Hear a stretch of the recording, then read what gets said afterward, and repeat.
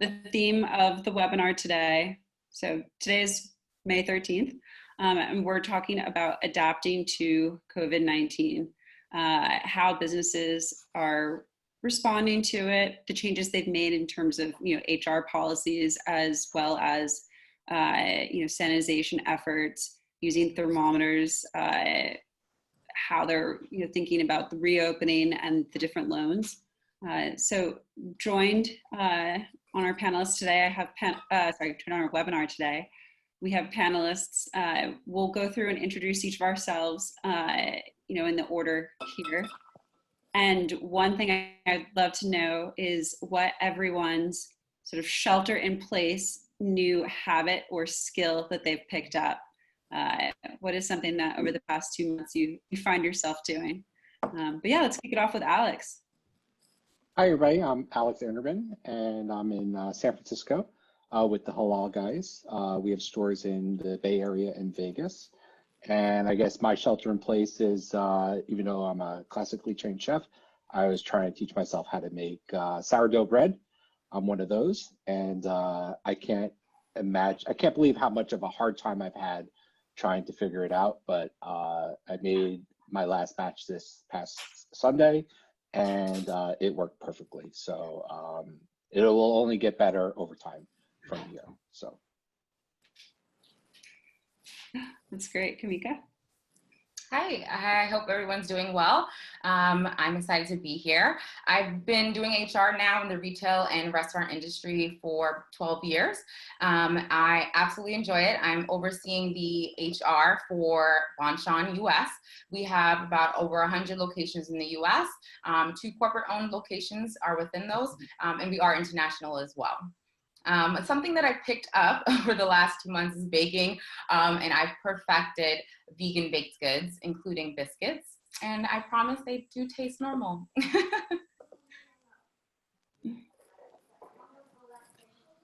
Steve? Hi, Steve Acra. I'm the owner of DBAT Colorado Springs. DBAT is a indoor baseball softball academy. As well, in our facility, we also have TrackMan golf simulators. I think if I was to try something during the stay home would be, I've been trying to improve my big green egg smoking capability. Everything from brisket to ribs to prime rib. sounds delicious. Yeah, it does. It is excellent. Yeah, and Quinn? Hi, my name is Quinn, here in Seattle, Washington, and I own Venus Sun Fire and Grill. We are a local, sustainable Vietnamese restaurant. And something that I've learned over the, something I picked up over the course of the last couple of months is a little bit more reading. Kind of get off of the screens and lock my eyes on some good books. It looks like you also might be doing some homeschooling. You guessed very briefly in the background.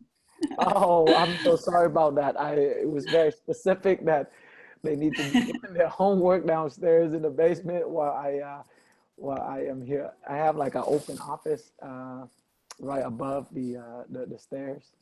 So I'm in the basement as well. I think there are a lot of parents doing that at this point. Yes. But yeah, my name's Lydia. I'm head of marketing and growth at Workstream, based in San Francisco. And the thing that I've picked up is doing a lot more batch cooking. In fact, I got to the point where we have now broken our sink composter. So trying to find someone to repair it right now is terrifying, but yeah, lots of batch cooking.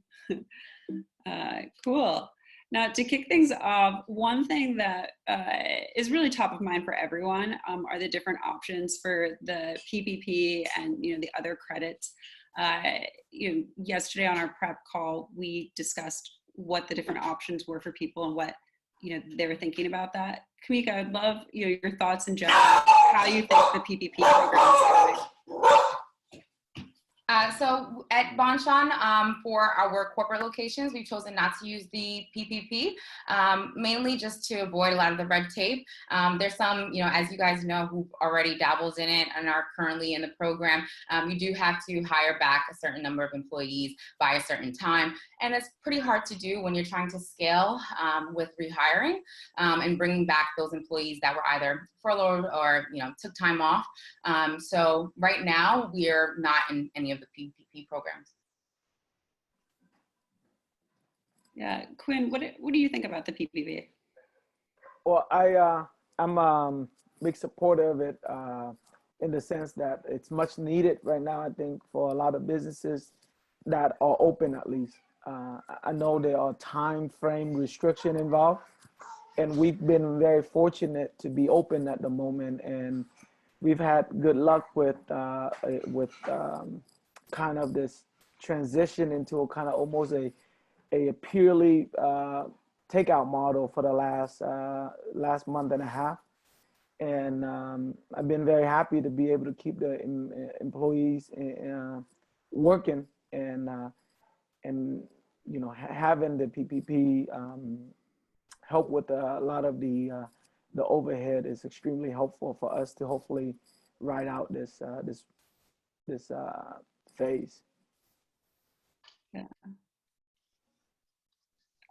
Alex, I'm curious what your thoughts are with, similarly with Halal guys.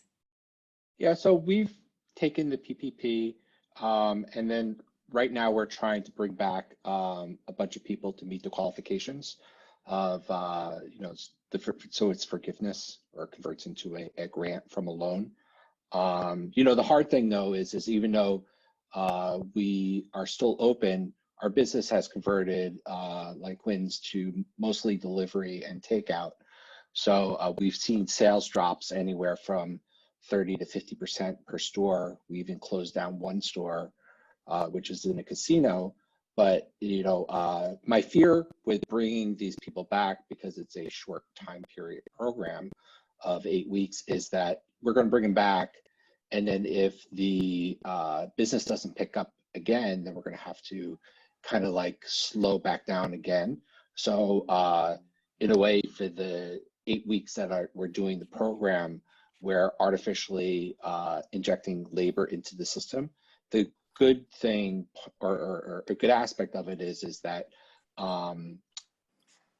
it's allowing us the opportunity to actually trade up and interview new people and bring them in and possibly elevate our staff. Yeah, it's always a great opportunity, and there certainly are a lot more people who you can interview right now. You mentioned store closures. I'm going to remove the slides and just focus on chatting with each of you. I would like to jump over to Steve. With your business, you've had to close your location. Could you go into that process? Like, how were you notifying your staff, and how have you remained in contact with all of your employees through the past 2 months? Yes, sure. We were notified by the health department in Colorado Springs through communications with the governor's office that we would have to close our facility on the 16th of March. We are still closed, and through discussions with the health department this morning, there's not an anticipated reopening date yet.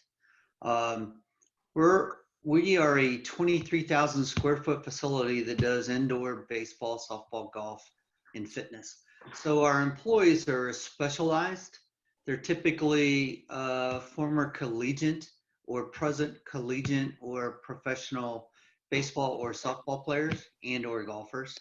So our numbers aren't real extensive in numbers. We have 12 employees, but we serve 400 plus members in private lessons, team lessons, those kind of activities. So we did not want to lose them. So when we talked about closing with the group, as an owner, we actually paid them to stay while we were trying to understand what the government help would be in the form of the EIDL or the PPP, knowing that we would need help as a business, that our customer retention numbers would probably be lower when we reopened than it was when we closed, because we are a business that's made up of discretionary spend. Families spend money in our facility not because they have to eat, but because they enjoy the game of baseball or softball. And with the unemployment being what it is across the United States and family incomes being decimated, our challenge is going to be a little bit harder, I think, on the backside. So we did do the PPP loan. It does have the 8-week payback or the 8-week usage time frame to be converted to a grant, as Alex said. So we're actually paying people to stay home now, trying to keep them off the unemployment rolls, which was part of the initiative of the program. Kimika, with the PPP program, the way it's set up, the sort of confusion of it, what do you think of the other tax credits and having to choose between PPP versus what else is out there? Well, I think I advised you yesterday. We have an accountant who handles all of our PPP. So fortunately, he's been able to advise us on, what decisions we should be making. So I personally wouldn't advise on exactly the differences between what to choose for your specific company. So I would leave it there. Yeah, just in communicating with your team in general, Kimika, you talked yesterday on our prep call about sort of like the virtual happy hours and other things you guys are doing to stay connected. Could you share what's been great that's working for you guys in terms of keeping morale up and also just maintaining communication with the staff? Yeah, absolutely. And even before I dive into the communication, one thing that we were able to do is a lot of the employees did want to take that opportunity to not work, but without having been let go. So they're keeping their benefits and they're still able to collect unemployment because they're not collecting wages. So a lot of our employees are able to take advantage of the benefits and the additional benefits for unemployment that the majority of the states have put into place for the weekly maximum limit. So some of them are actually getting their full pay because of what they've been making in the past previous quarters. So we're definitely proud to be able to say that people that are still with us are, have not been furloughed and that they are collecting, the same wages that they were collecting while working, but at the same time, they're able to stay home and feel comfortable and be safe. And the way that we've been communicating with them is through emails and surveys. We've been trying to get a pulse check on who's ready to come back before some other people. That way, the first round of people, let's say that when New York does lift the ban for downstate New York, which is like the New York City area, you're going to expect maybe, let's say, 25% occupancy. Right now, like Texas, when they opened, they told their restaurants they can do 25% occupancy. With that in mind, we're not going to be bringing back 100% of our people. So keeping that in mind, we've been trying to see who wants to come back. That way, you have a higher morale and an engagement when you have that staff that's just returning from COVID. The worst thing you can do is bring back somebody who felt forced, who felt like they didn't have an option, when you might not even need to bring them back now. You can probably bring them back maybe in a month, where they might feel more comfortable, and maybe now the occupancy has increased to 40%, let's say. Another way that we have also been trying to keep the engagement with our corporate team is virtual happy hours. So we do Friday happy hours at 4:00 Eastern. And we just have games. Like we did 2 Truths and a Lie last Friday. We got to learn a lot about each other. And we also got to see who had really good poker faces. And we've also encouraged book clubs.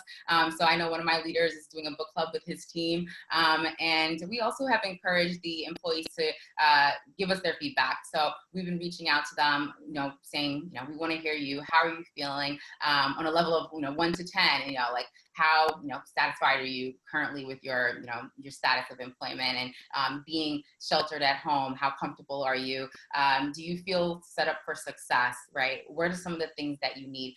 out of those surveys, I've been able to address some people's immediate concerns, such as, like, they didn't mention before that they, had bad internet. And so something like that, it's, now we can either, if there's nothing that we can do, either like send out a router or something, it's something that we can consider and be considerate as the manager to know that, okay, this person might have a slower response time with emails and etc.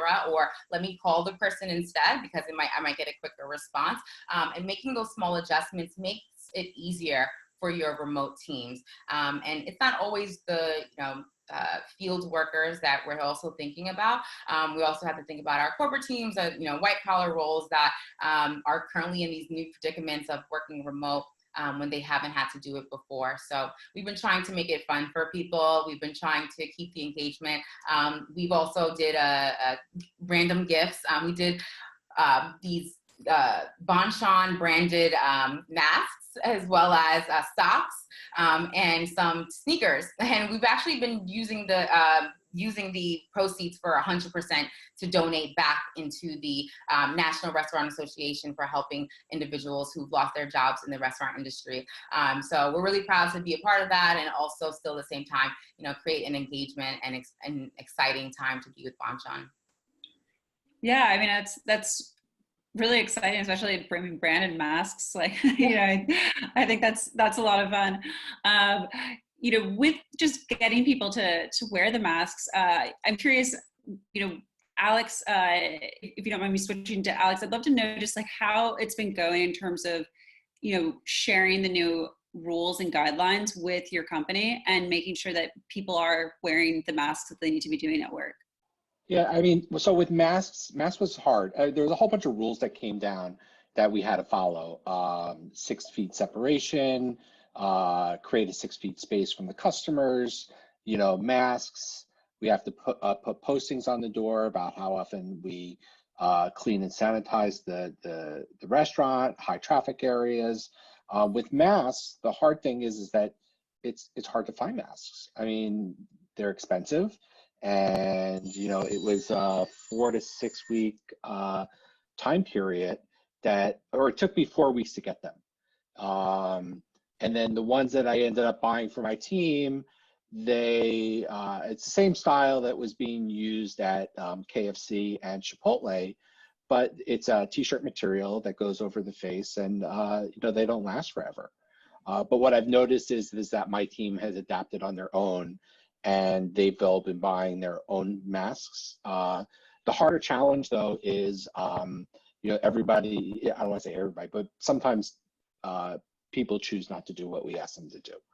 And, you walk into a store and you see, a customer come in without a mask, we ask them to put on the mask, and they oblige. The harder thing for me is that when I walk in and I see one of my teammates not have on a mask, it's, we should all know better. And, just sending that correction to them, because the perception from the customer coming in, and they're very quick to call out through whatever social media channel that, the mask is only on their mouth, it's not on their nose, or they're not wearing a mask, or they weren't wearing gloves. So, it's constant struggle, getting teams to do what we need them to do within the store. Which is part too of like why, look, we're setting clear expectations for people. And if, and I don't want to sound like I'm like a hard person, and I try to let everybody, control their own destiny. But if you're not going to follow the guidelines that are being set by the county that we have to enforce within the store, then you're forcing us to have to find and kind of upgrade staff and to bring new people in. I'd rather keep working with everybody that we have, but these are challenging times, and we have to we wear a mask to protect you from me. And when we're inviting customers into our stores, we have to be leading, and we need to be showcasing what the county wants us to do. Yeah, especially right now where we live in a world anyone can take a photo and post it on Yelp or social media. So you have to be especially vigilant with your team. Quinn, how are you doing that with your team? And also, yesterday when we were chatting, you mentioned doing more of the interviewing now. Both Alex and Quinn, I'm curious how your interviews are going right now and what you're seeing with the applicants who you're meeting. Well, to follow up on the mask question, I had a team meeting this morning with all of my store managers.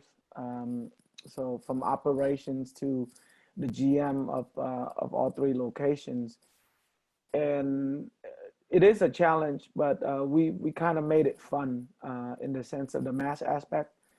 With the whether they want to, I offer them the opportunity to design and order their own mask, to get creative with it, and I will fully reimburse everything, to kind of put that into their hands.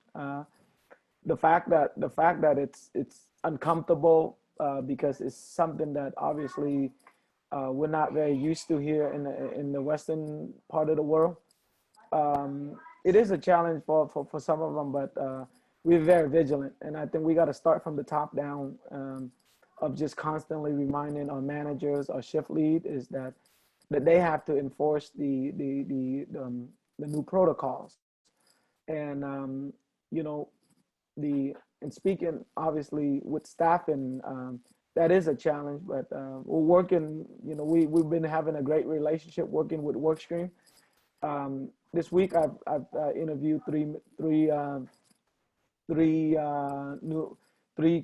applicants for a marketing position, which kind of came about. We used to outsource the marketing aspect, but with the extra fund that we are receiving from PPP, we are getting creative of how we spend it and being able to spend it wisely towards a better social presence,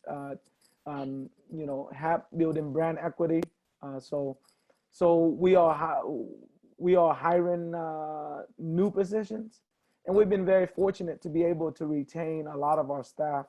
We're only operating at 60% payroll right now, I believe, up to 65. So we need another 10-15% over the next 5 weeks in order to meet those standards. But obviously, virtual interviews, and then using a third party like Workstream to kind of filter through the applicants, and then having obviously the work pool, the labor force is the pool is kind of open up with the extremely high rate of unemployment. So I feel confident that you are able to level up in terms of having more qualified candidates, people who are motivated to work and who don't like to be at home and who like to be out and about and being part of the team environment. So I try to look at the positive in the hiring process and have a positive outlook in terms of the people that want to come back to work, or the people I actually want on the team, who are not, taking advantage of the situation and kind of putting their best foot forward and not looking at the short-term picture, but rather thinking of long-term. So I'm very excited about the pool of applicants that we are going through, and hopefully we can bring on a few more members to our staff. Yeah, it's very exciting right now with just the hiring opportunities. One thing that we're sort of seeing is what's going on is that people are looking for more tax credits. So we, for instance, at Workstream, we've built in ways for you to be able to screen for people who would be approved for the work opportunity tax credit. That way is something that you might want to build into your process, is just an automated question. As soon as somebody applies from any of the boards that you post to, you can ask them to fill out a quick survey to see if they would qualify as a veteran or one of the other options. And if they do, move them ahead immediately to be able to schedule video interview time with you, because then we have an integration with WTC.com where it will get all the paperwork over there, and you can get $9,600 per new hire in tax credits for hiring somebody, such as a veteran or an ex-felon. Something to to think about as you're going through the hiring process right now with people. Yeah, has anyone actually done any of the sort of looked into those tax credits, such as WTC before, or filed that for their applicants? Alex, I see you nodding. I know when I started with Workstream, that was one of the things, two of the things I wanted to see if they were integrated into the system. They weren't yet. One was E-Verify, and the second was WOTC. This is the first I'm hearing of it, that it's actually live and you'll process all the, if they qualify, then you'll help process the paperwork through the WOTC system. I love trying to hire these type or people that qualify for this. I always have been going after this tax credit for since '99 when I found out about it. So Oh, wow. if you're processing it, that actually makes it easier. Because before it was they would check the boxes and I would have to get my assistant to try to do it, and that doesn't always work. Yeah, it doesn't always work, and then you have to do it within 28 days of the person starting, or you can't do it, and it's a huge headache. But yeah, I'll share some more information with you after this call.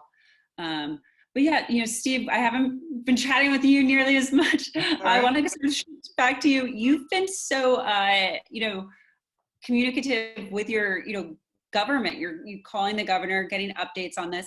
How has that been going, and how have the politicians in general been responding to your questions about, reopening dates and what you can expect as a business? I'd say very much so to date. So my business is in Colorado Springs. The local chamber, the Small Business Development Council, they've been very active in hosting conferences such as this with the local, the state, and the federal politicians that represent Colorado. We've had a lot of calls with federal representatives. As you might guess, there is the left side and the right side in a lot of the answers. There's a lot of ambiguity in the power that the governor holds in all of our different states. They are all willing to answer, but I think the common thread amongst most of them is that they don't know the answer. They're kind of all waiting for what the federal guideline might be, how it actually is taken to impact in their respective state or county, as it may be. So they're quick to answer, especially when you call for us. But the unknown is there. That I just told my employees a half hour before this call. We're always another 14 days or another 14 days before we reopen. We happen to be a business that is also membership based as opposed to a restaurant. You don't have to be a member to use our facility, but you can be. We elected when we closed to suspend all those memberships. So that is a significant revenue stream on top of everything else that we lost. So it's pretty important for us to restart or get to a point. We're constantly reviewing our business plan, going, we're now going to be at 80% of plan or 70% of plan or 60, so we can make decisions on employees and costs. One of the things that I'm sure that you guys that are already open, the associated cost of cleaning, the disinfecting, the daily kind of things on top of the other costs that you used to incur are pretty critical to us, especially as big as we are.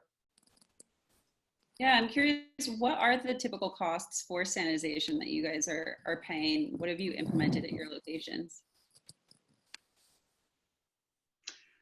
Well, I can start what I invested in. I haven't implemented any of them since the doors are still locked.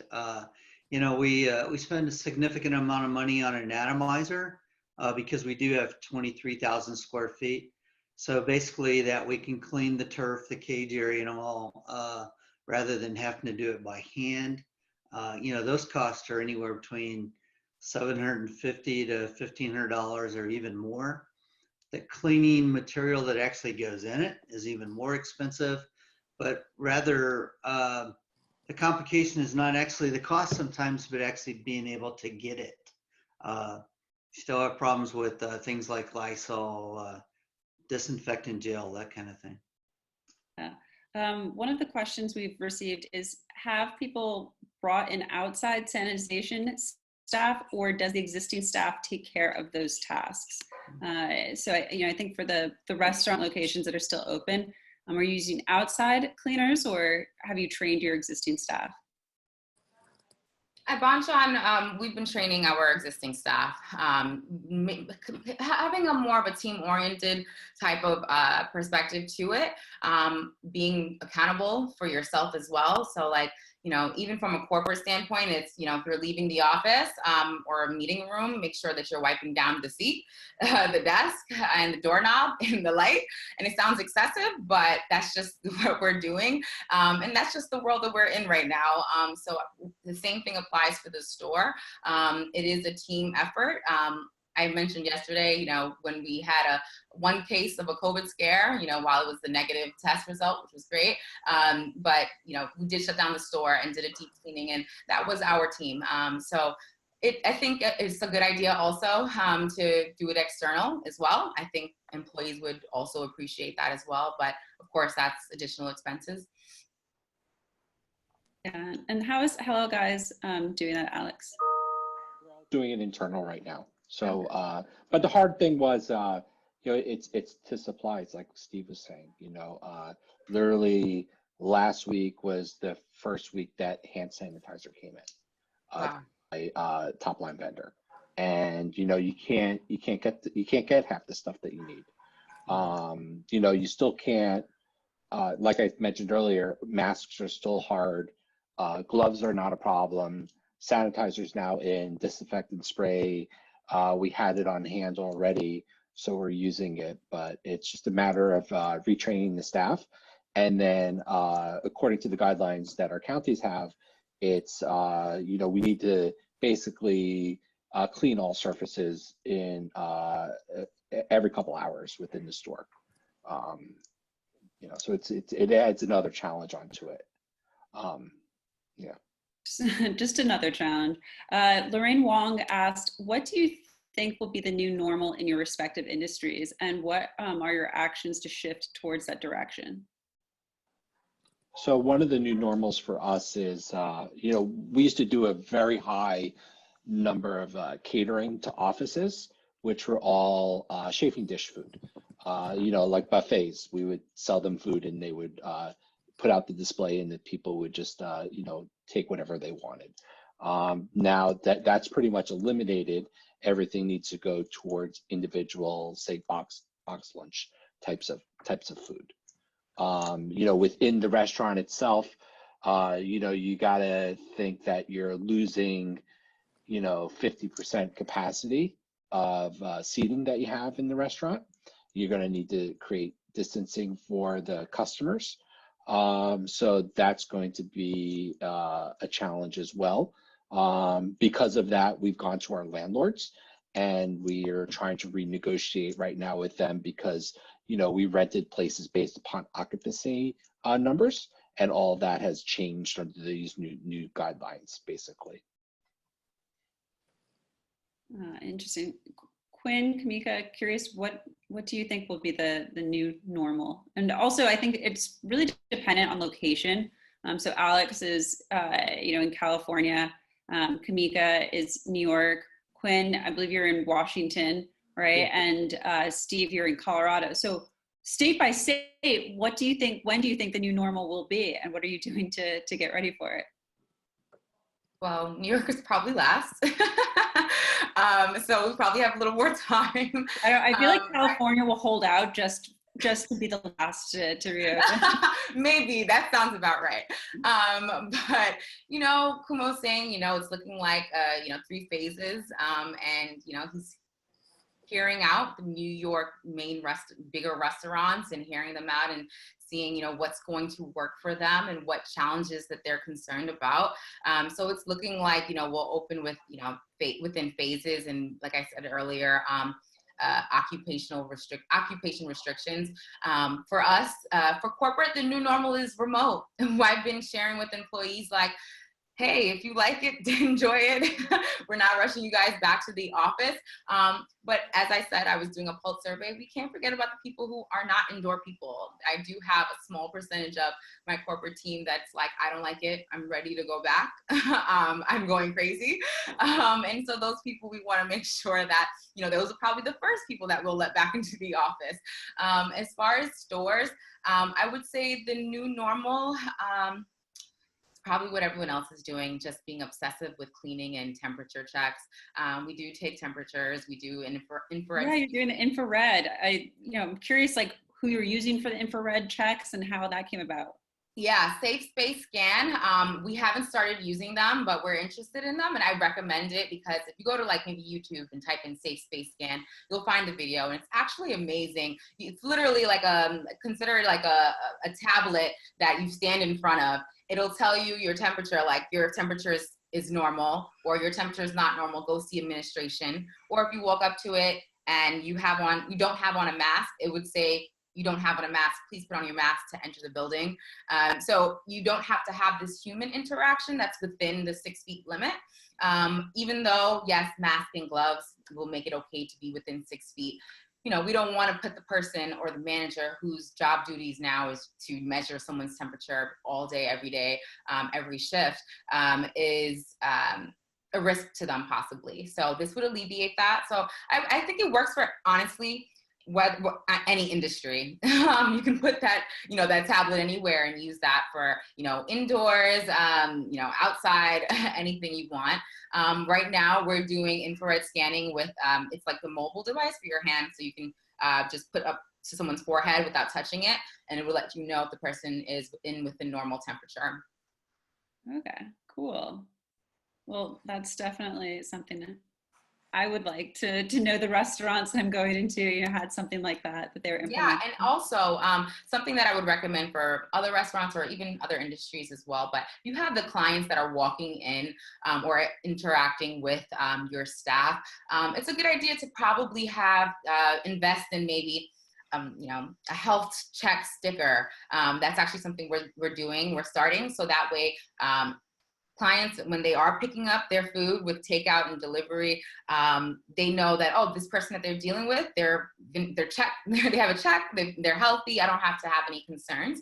And we also are looking into posting outside on the window the list of everyone who's working that shift and who has completed their health check.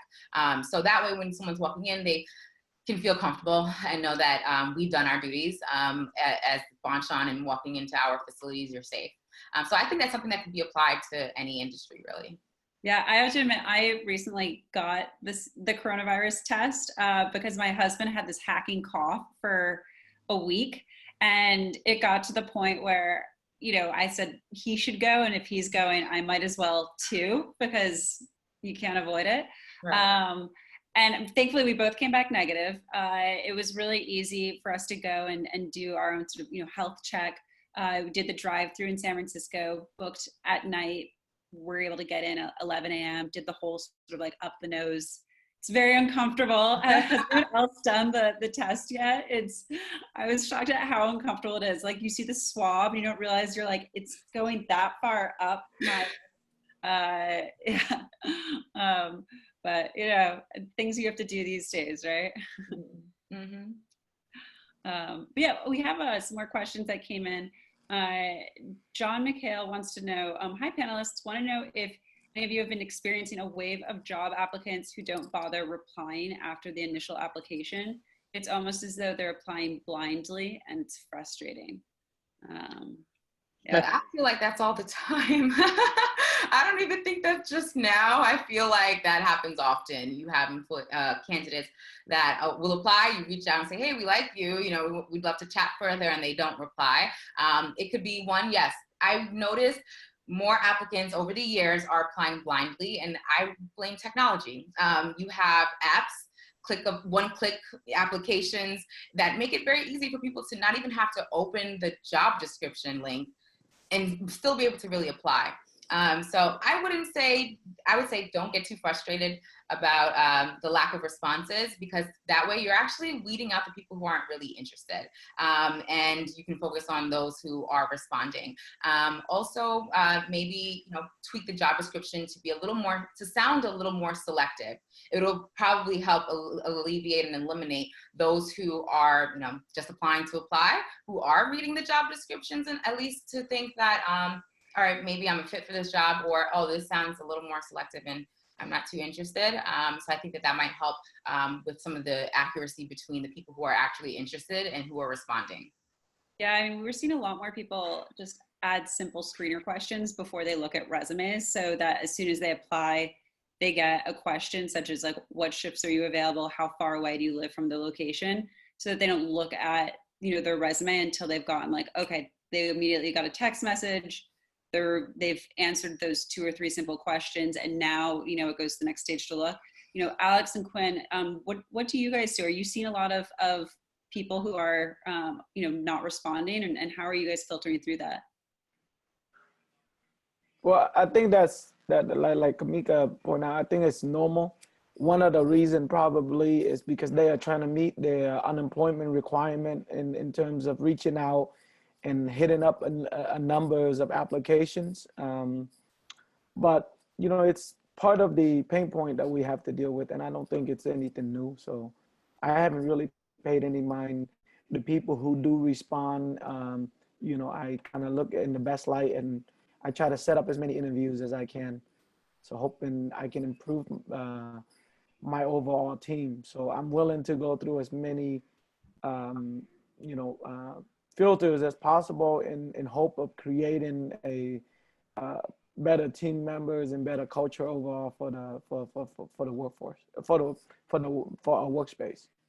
Yeah, Alex, how are you seeing this going? We've always had people not show up for interviews. I liked what you were saying about adding these screener questions to actually show interest before you schedule them for an interview, because hopefully that will cut down on the rate of these people not showing up. Most of the times it's been, even before Workstream, it's been like 20% of the people would show up for interviews. I think that a lot of times people just apply to jobs just to apply for whatever reason, like Quinn said, or you're just clicking down a job board and you're applying to everything that you see. But getting them to interact with you before they even come in, maybe that will help make a stronger candidate. And for my GMs when they go to interview, but basically right now they have open availability on their calendar to set up interviews. So if people show up, then we just interview them. Yeah, most of them don't show up. Well, one thing you can do too is just have the automated reminders, so you can actually have them, force them to confirm that they are going to be showing up for the interview. And by the way, we're splitting this panel between some people are Workstream users, some people are not. That way it doesn't become just talking about Workstream features the whole time is why we invite panelists outside. But for those who are on Workstream, you can just ping the live message chat, and the customer success person in real time will set that up for you to make sure that you have all of your reminders, and here are a few sort of standard screening questions. Also, just to make sure that your text messages are automatically sent when people apply, so that they apply to fewer jobs overall. Yeah, and then, Guillermo asked, what was the name of the self-taking monitors? Kimika, the one that you use? Oh, it was Safe Space Scan. Cool. Safe Space Scan. Great. And then, okay, we're done with that question. But yeah, I want to be respectful of everyone's time. The last question that I have for you guys is what interview questions you're asking to really screen right now how interested people are in the role in general. Kimika, I'm going to just share some of the questions that you sent my way. I think they're just incredibly useful right now, especially as a lot of people are, applying for things that maybe they're just temporary. And how do you screen for that and also make sure that they're a good cultural fit? I'd love for Kimika to take this one. Yeah, absolutely. So a couple of questions, there's tons of questions that you guys can choose from, right? And it really depends on the role and the industry and what you're looking for in the person. And in addition to what kind of question you're asking, another really important piece is what you're looking for in the answer. So before you even ask the question, you should know what you're looking for in the answers. So one question I think is really helpful is what does company XYZ mean to you? So what does Bonchon mean to you? Is it something that I would ask a candidate and allow them to define the brand for me? Because that allows me to know, to see how passionate they are about our brand, how excited they really are, how knowledgeable they are, or are they just interested in our passive candidate? I think it's really important that you have passionate candidates for those frontline workers. So your restaurant workers, the people who are interacting with your clients and customers, you want them to be your brand ambassador. So I feel like this question allows you to be able to see that, and it is revealed in their answer. Asking them what they enjoy most about the specific role and industry. So what do you enjoy most about serving in the hospitality industry? It allows you to see what makes them happy in that role, because it's important that the people that you're hiring are going to be happy in the role. They're not just there for a check. We've seen it all. We've all hired someone who's just there for the check, but you can see the difference between those who are there for the check and who are there for the actual business, and they actually are invested into the business. They either see themselves becoming leaders, or they just truly love what they do day to day. They're grinning because they enjoy serving customers, making customers smile, intermingling with the customers. So that question will also help reveal some of those characteristics in your candidates as well. Give me an example of a time you partnered with a coworker to deliver best-in-class service to a table or customer. I'm always a big fan of scenario-based questions, which are usually the tell me about you time or give me an example question. It's very realistic. It allows you to allow them to walk you through how they would act in a real life situation. This helps you alleviate and kind of trim down the amount of candidates that you're actually offering and the turnover as well, because oftentimes we find that we hire people and then you feel like this is nothing like the person I actually met in the interview. And the chances are maybe there weren't enough or at all scenario-based questions asked that would help you see what kind of behaviors and actions that they have in real life environments and situations. Tell me about a time you served a guest that became dissatisfied with the service or experience. How did you handle the situation? It's very important that you ask questions that will highlight how the person handles conflict and how are they going to mitigate that situation. You want someone who's mature, someone who is going to be even cool, even tempered, and also not always, seeking out a manager. Oftentimes, in my experience, like I said, I've been doing HR, hiring people, interviewing people for 12 years in retail and the restaurant industry. And oftentimes you get the person that will tell you like, oh, I'll definitely get the manager. I'm gonna get the manager involved. And they think it's a good answer, but it's not always the best answer. Some of the greatest answers that I've heard are the accountability kind of answers, the answers that the person is mature and they took the situation into their own hands. They've adapted and applied what they learned from the business and brand and their managers to alleviate a situation without their manager. And then they usually follow it up with communication to the manager so that the manager is aware of the situation and how they handled it. Tell me about a time you experienced conflict in the workplace, whether it was management or a coworker. How did you handle the situation? Again, similar, you want to know how this person handles conflict, but not just with customers, but also with the people they work with. Oftentimes, you might see someone in your department or in your company that either has a chip on their shoulder with management, they're just not really good with authority. So this allows you to kind of weed those out as well. So make sure when you're asking questions, you are ensuring that everyone is being honest and they're able to give you clear, concise answers. And that way you'll be able to have the right fit for your culture, for the role, and for the business. Great, thank you so much. Sorry, my internet actually cut out for a quick second. I feel like this is the home office. I was like, I knew something was going to happen in Zoom. But yeah, Quinn, you've been doing more video interviews now. How are those going? Are you able to get a sense of people through the video interviews? Is there any tips you have for conducting Zoom versus in person? You know, I don't see much of a difference. I believe having video conferences help quite a bit. You can definitely gauge people's reaction, almost the same body language. So I haven't found it to be much different, other than the fact that it's very helpful that number one, I like people who are on time, who shows up a little bit early, who checks in with me and said, "Hey, are we on for the next in the next 15 minutes?" It just shows me that they are accountable and are ready to take on the excited about the opportunity.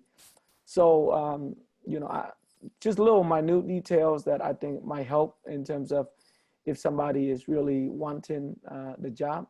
And then obviously there's people who's like, my dog just ate this and I need to run to the emergency to do this. And they have a lot of, obviously a lot of, you know, baggage that comes with that as well. Yeah, for me, it's just being on time is very key. I found that this is much more convenient, obviously, overall. So this obviously might be the new normal. Yeah, there are a lot of new normals. You know, Steve, we haven't heard from you in a bit. Maybe you could take this next question. What do you think will be the jobs that are going to be in demand in the next few years? Jobs in demand. Yeah. That's kind of interesting because I think across our entire workspace, we're going to have fewer facilities. If they're a restaurant, if they're a baseball academy, if they're a retail store, than we do employees today or pre-COVID. So that demand is probably going to be across all those spaces as we have fewer jobs to be had. I think that's going to be the bigger challenge. In the restaurant industry, you're probably going to be able to be more selective in that employee that you hire because there's going to be a bigger workforce to draw from. In my case, we use former ball players as instructors, and as the impacts of things to like the Major League Baseball doing away with 42 of their teams and their overall structure, that's going to put more ball players on the market to do things like individual lessons for us. We just got to make sure that we actually have the clients that want to pay for the lessons. Yeah. Anyone else? Any ideas as to what the jobs will be in demand? I think right now is a good time for people also to like be bulking up on skills. You know, they're not going to become professional baseball players overnight, but there are a lot of opportunities now to be, you know, taking online courses and getting certified if they're having a hard time finding work. Are there any programs, or perhaps like Quinn as the, you know, big reader of the group, that you guys recommend people pick up and think about to make themselves more, you know, a better applicant or have more opportunities? You bring up a good point, Lydia. Udemy, UDEMY, it's an online university academy where they kind of like allow you to build your skills, and you can sign up for the absolute most randomest courses in skills like interviewing skills if you wanted to, or hiring skills, anything you can possibly think of, accounting, Excel, you name it, it's on there. If you want to, you know about supply chain, it's on there too. Also, LinkedIn, I believe it's called, is it Luna? I think it's called Luna, LinkedIn with Luna, Learning with Luna. And that's also a really good tool for building your skills online as well. I believe there is a year membership or a monthly membership, but I definitely feel like this is the time, to Lydia's point, to build your skills with the extra time that you're not commuting. I feel like we've all gained an additional like 2 to 3 hours for the day. That's the way I like to look at it. So I like to see, you know, what can I do in an additional 2 to 3 hours? But yeah, I think that some of the jobs that are going to be a lot more popular are probably the jobs that are right now in demand. So you're looking at, you see some fast food chains that are more on the delivery side that are hiring a lot more. You see Amazon that is hiring a lot more because of shipping, and no one's really going out and shopping. So I think that the situation that we're in right now, I think it's a good judgment of what the trend will be even 2 years out from now, based on the type of jobs that are opening right now and that are high in demand, because this COVID situation is not going away overnight. You know, the deaths will continue, and you know, until there's a vaccine, we will have to take these precautions. And you know, the buzz is that it could be next year before there's a vaccine, probably longer. Yeah, that's crazy. You know, final question, it's the top of the hour, so we'll sneak this last one in from an attendee. How important is it to find applicants that fit your company's culture? And how are you testing for that in your hiring process? You know, I think, Kimika, you answered that, you know, with some of the questions that you shared, especially that first one, but curious, Alex, Quinn, if there's anything that you guys are doing to test for company culture fit, you know, if you have any sort of hacks in your questions that you know you're using.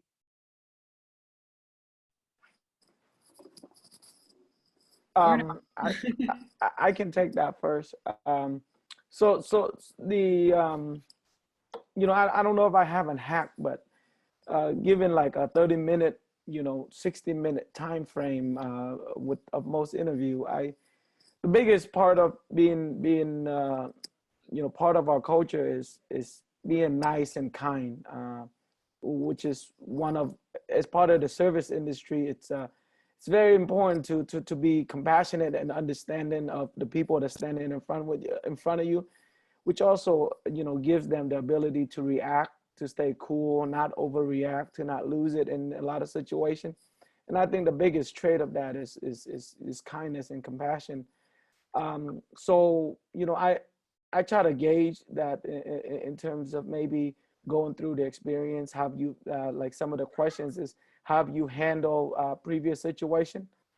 But most importantly, you know, we have a great team, and you know, as far as I can see and understand, it's just people all have to have a good heart to be, to kind of be able to withstand it in the service industry for a long time, because it can get old pretty quickly, and people can get burnt out just from, you know, just a lot of the noise. So it's not just about having a thick skin, but more so on the understanding side of the service business. Yeah. And I think for us, it's, I mean, we have frontline workers, and, you know, I agree with Quinn. You know, it's all about hospitality, and it's all about how well we treat each other internally. And if we work together as a team, then it's easier to take care of those external customers that come in. If an employee or an interviewee can't like smile and make eye contact during the interview, then it's going to be a hard time trying to get them to engage while they're in the store. You know, we could teach you how to do all the different tasks and jobs that happen within our organization, or at least at the front line, the starting level positions. But just being able to look at somebody and smile and being personable, if you can't do that before, we can't teach you how to do that. So looking for those types of traits is what we look for. And then, like Kimika was talking about, situational interviewing, and Quinn was also talking about that as well. You know, tell me about a time, you know, and having them describe situations that they've been in, and how they've dealt with both good and bad problems, gives you a better mindset of if the person's going to be able to succeed in the organization or not. And then after that, 50% work, unfortunately. Yeah, that, and 50% seems high. I think, with the businesses that you're in, the turnover rates, I mean, really are at an all-time high. I heard Panera Bread's CFO said it's 130%. It was bragging about how Panera is only at 100% turnover rate. So, it's an ongoing challenge. At least, one of the things that might come out of this is maybe less turnover. Anyway, I want to be respectful of your time. Thank you guys so much for joining the webinar. We have recorded this, so we're going to transcribe it and post it on the Workstream website. I'll make sure to share the links with all of you guys. But yeah, thank you guys so much for joining, and we'll, hopefully get together again soon when all this is over. Thank you. Yeah. Thank you. Thanks, you guys guys. have a great Bye. one. Thank you.